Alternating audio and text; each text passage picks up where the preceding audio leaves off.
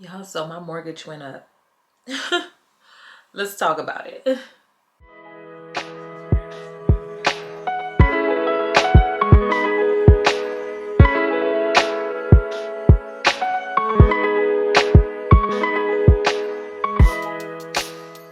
All right, so I'm kind of rushing, but I wanted to do like a chit chat, get ready with me.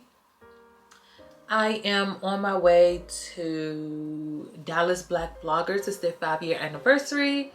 So I'm going to brunch to celebrate that. But I want to talk about my mortgage going up because there's a misconception that home ownership is cheaper than renting. And I don't know where people get that misconception from. I got an escrow shortage bill in the mail last week. And essentially what that means is that my property taxes went up, my home insurance went up, and the money that I pay each month into the mortgage is not enough to cover that increase.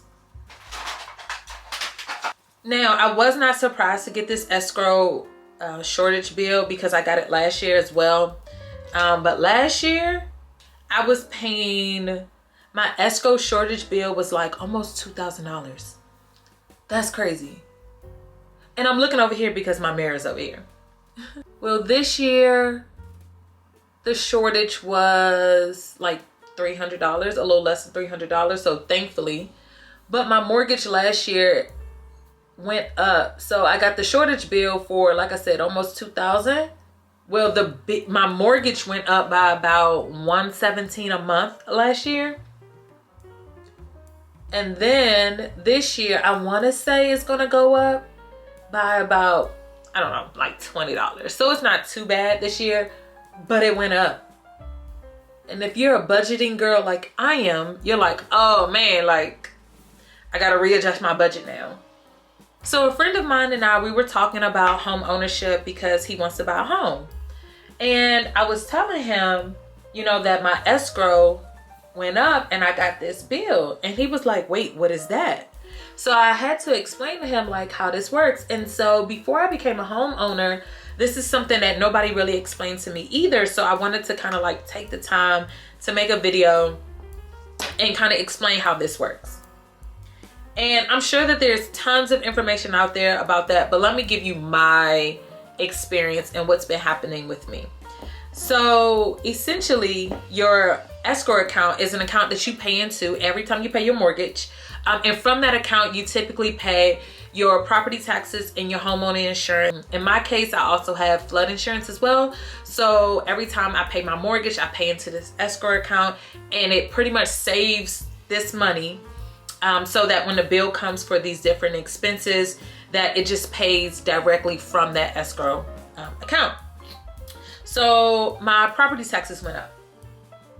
And it means that they're saying the equity of my home has gone up, that my property value has gone up. Awesome, we love that. But with that comes this increase in property taxes.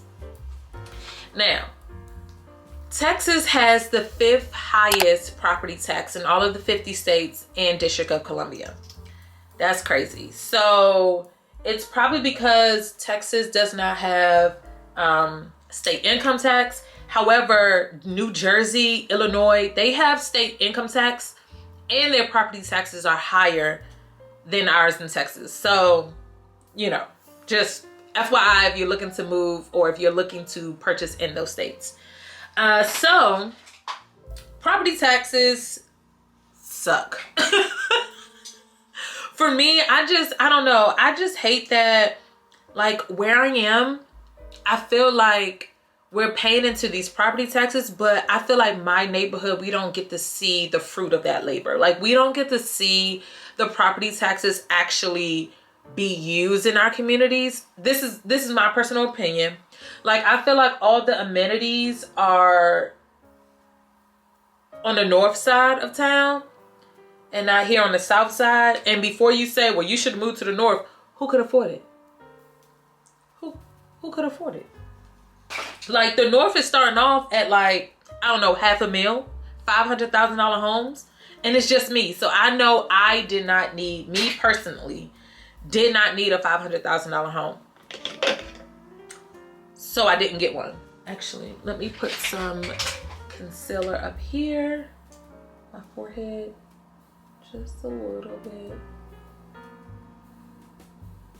My neighbors are cutting their grass. Anyway, so I don't know, I feel cheated out of my property taxes. So yeah, property taxes are gone up, which means the money that I'm currently contributing into the escrow account is not enough to cover that increase in property taxes. And it's the same thing for home insurance. Because the value of my home has gone up, as well as just inflation in general, the cost of home insurance, as well as car insurance, as well as all these other things that have just gone up for no apparent reason, has hit home insurance as well. And so my home insurance went up. I did call them to see, you know, what's up, like why did this go up? I haven't had any claims outside of my roof 2 years ago. Like, you know, is this just backlash of that claim? And they were like, well, no,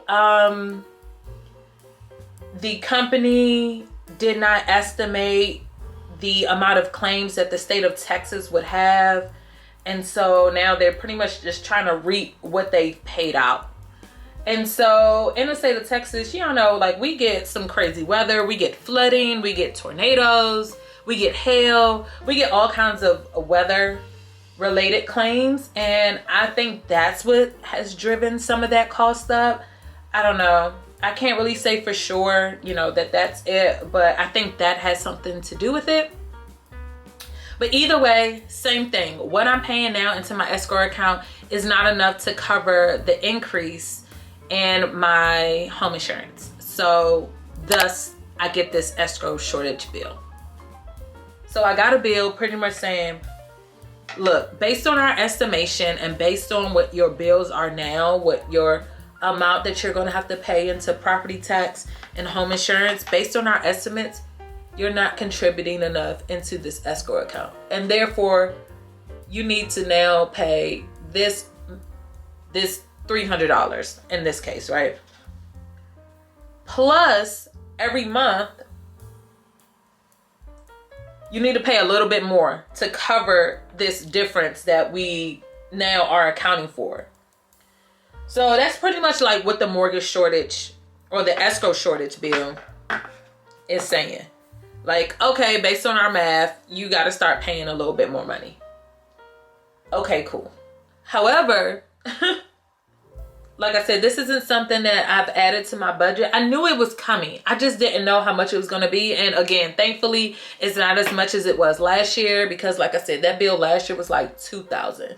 The bill this year is only like $300. So that's great.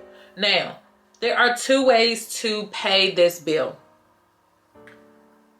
Option number one is to just pay it out. Just put it in your payment when you pay your mortgage, or you could just say, hey, I want an extra amount to go to the escrow in this amount because this is what you said that I owe. And you could just be done with it and just do it that way. That's typically the way that I do it because why not? Just pay it out, just be done with it. That's just how I feel.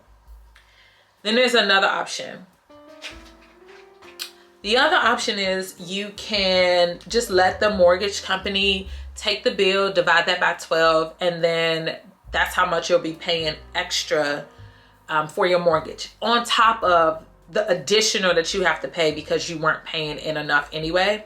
I don't know if that makes sense. So let's see, how can I explain this? Okay, let's take an example. Let's say that your escrow shortage bill is $100. You can either pay that $100 flat out and be done with it. But then they're saying that we need you to contribute another $8.33 into your escrow account each month. That is the 100 divided by 12. So you're like, okay, cool. So now my mortgage will go up $8.33 each month. Or what you can do is say, I'm not going to pay the $100 flat out. Just go ahead and divide that by 12 and add that to my mortgage payment. You can do that. That's an additional $8.33 to your mortgage on top of the $8.33 that you still need to contribute each month to cover. So it's like you're doing it twice. So now instead of your payment, your mortgage payment being increased by $8.33, it's going to be increased by, what's that, $16.66 each month. So what I do is I just go ahead and pay the bill because it's only $8.33 instead of $16.66. You feel me? So that's the example. My camera's done. Let's pick this back up in a little bit. Hopefully that example made sense because that's what I got. So yeah, so my mortgage went up. My mortgage payment went up. Like I said, mine only went up by about $18 this time, which is fine. But one thing I do want y'all to be mindful of is that if you're looking at new builds, this could be completely different for you all. So when you're purchasing a new build, like your first year, they're estimating your taxes regardless of if it's a new build or not. However, when you're in a new build, they're estimating your taxes on undeveloped land. So it's not really including like what they think the property value is going to be worth. It's really just based on the land. So that next year when they start basing it off of, you know, all the houses are built and the community is, you know, a little more established than what it was last year, your property taxes could go up significantly. So just be mindful of that. I know a lot of people, you know, keep saying, you know, well, I want a new build so I don't have to worry about maintenance and all of that. One, you may still have to worry about maintenance. You may not have to worry about like the HVAC and the hot water heater or new appliances and stuff like that. But there still may be like some things to worry about. As far as like if the foundation is really good, if there's any cracks or any leaks or anything like that might be something you have to worry about. But when it comes to property taxes, that's something that I would want to consider, you know, putting in a budget. So don't think that, oh, well, my mortgage is cheaper than my rent. Yeah, for now it is. Because when I closed on my home, I want to say my mortgage was cheaper than my rent. My rent was like $14.25 when I left my apartment, and that included water. When I moved into my home, my mortgage was less than $14.25. Now it's more. Now it is more. Not by a whole lot, but enough for me to be like, whew, okay, budget. And if you don't know, I am going through bathroom remodeling right now. So that's taking some money as well. And I've already been added some costs for repairs that were not anticipated in the quote. So yeah, we don't love that for me, but I am thankful that, again, my escrow shortage bill this year was not as much as it was last year, because yeah. No, I got the mascara right where it shouldn't be, right there. All right, let me fix this, hurry up and get on out of here, because yeah, I don't want to be any more late than what I already am. I'm just about to put on the Sephora Micro Smooth, get this mascara off my eyelid, put on some lip gloss, and get dressed. So I'll pick up the camera when I'm dressed. The fact that I don't think I've worn this dress in like 6 years.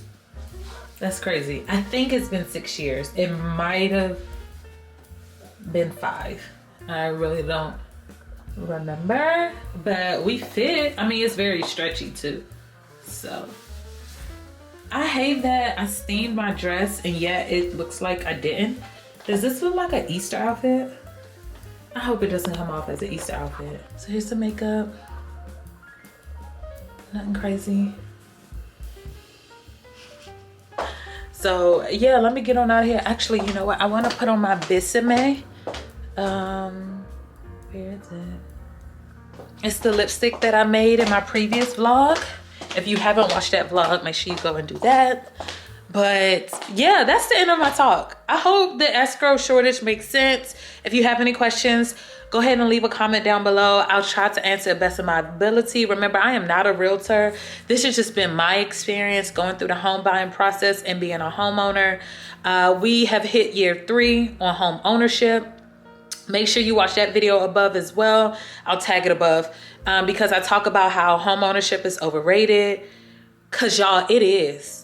There's so many like hidden costs you don't realize when you purchase a home. There's so many things that people aren't talking about, like being a real life homeowner. So everyone talks about how much money you need to put down on a home or how much money you need to make in order to purchase a home. But I feel like there aren't enough people talking about the amount of money and just like cents you need to keep your home, the upkeep of your home, the maintenance that goes involved with being a homeowner, as well as just living life, right? Like owning a home is a whole lot of responsibility. This is not a, hey, this is broken, come fix it. No, this is a, let me see what prices are like. Let me do a comparison to see how much things cost. And then I'm going to do another video about the fact that I have flood insurance and the process it takes to remove that flood insurance being required for my home.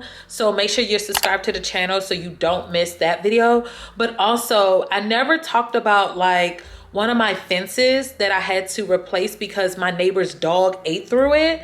So I had to get that fence replaced, and now my neighbor on the other side of me is like, hey, so what we doing about this fence?